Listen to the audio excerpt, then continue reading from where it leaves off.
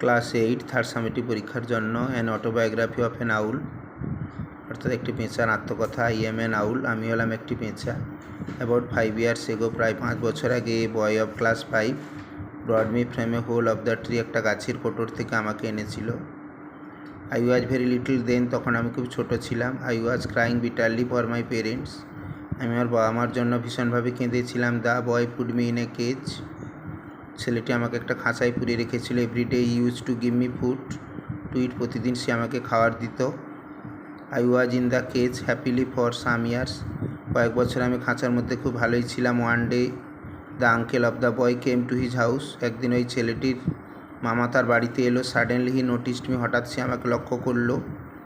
Then he started to scold me severely, তারপরে সে আমাকে ভীষণভাবে তিরস্কার করতে শুরু করলো।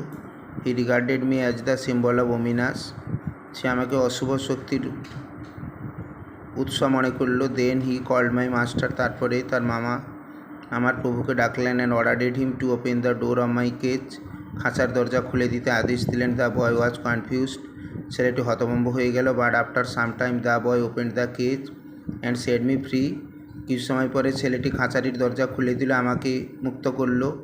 Since then I have been living in a hole of a tamarind tree, তবে থেকে আমি একটা তেঁতুল গাছের কোটরে বাস করছি। I don't come out in the day hours, দিনের বেলা আমি বেরোই না। বাট অ্যাট নাইট, রাত্রিতে I can see everything clearly, আমি সব কিছু স্পষ্ট দেখতে পাই। Most of the birds chase me, অধিকাংশ পাখি আমাকে তাড়া করে। But the Hindus regard me as the career of the goddess Lakshmi, আমাকে লক্ষ্মীর বাহন হিসেবে হিন্দুরা পুজো করে। এরকম সুন্দর সুন্দর রাইটিং পেতে অবশ্যই চ্যানেলটিকে তোমরা সাবস্ক্রাইব করে রাখবে। Thank you.